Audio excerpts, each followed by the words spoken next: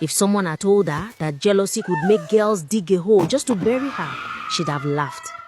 But now, looking back, she realized that envy wears the softest smile and speaks in the sweetest tone before it strikes.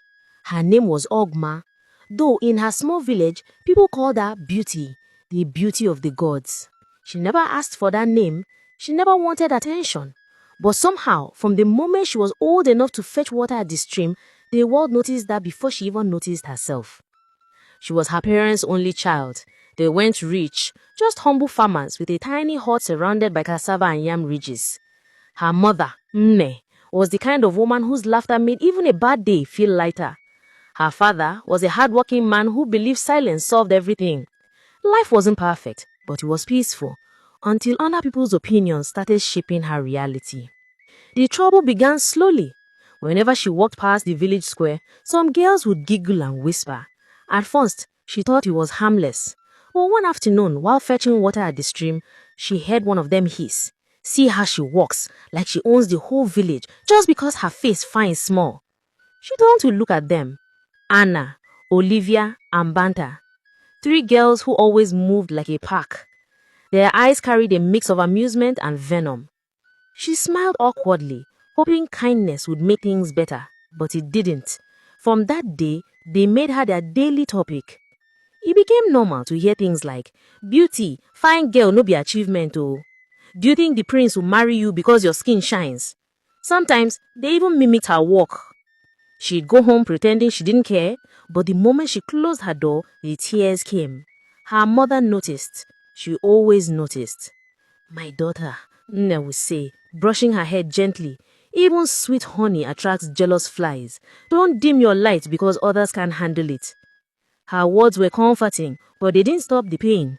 Being beautiful in a small village felt like a curse. One day, the teasing got so bad that she begged her mother to let her skip the next market day. Nne agreed, thinking rest would help. But that was when things took a darker turn.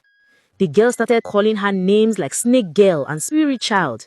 They would whisper that her beauty wasn't normal, that her mother must have gone to a shrine to make her attractive. Soon, other villagers began to avoid her too. Nne was furious when she heard the rumors. She said, "They will not destroy my child's name because of jealousy." But her father, ever the quiet one, told her to calm down. People always talk. Let them talk. She wanted to believe him, but it's hard to ignore this thing when even children at the stream laugh behind your back. After a while, her mother stopped sending her to the market altogether.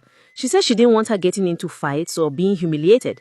So, she stayed home most days, helping on the farm or cooking, but staying away only made her lonelier. She could hear the girls laughing together whenever they passed by their compound.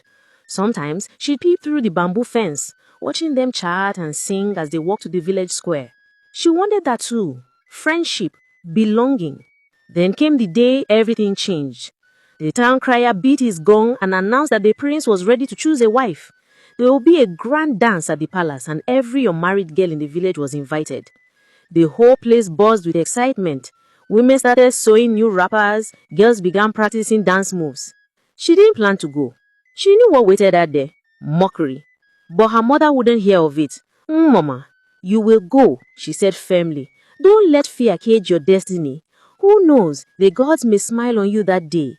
So, she started preparing quietly. She found a beautiful wrapper in her mother's box. Nne even gave her one of her cowrie necklaces. "You look like a queen," she said, smiling proudly. But while she was dreaming of a beautiful occasion, others were plotting her downfall. The girls, Anna, Olivia, and Banta, met the next morning at the stream. "Do you think Beauty will come to the dance?" Banta asked. "It better not," Olivia replied. "If she shows up, no one will even look at us. The prince will choose her instantly. Then we'll make sure she doesn't come," Anna said. Their plan started with pretending to like her.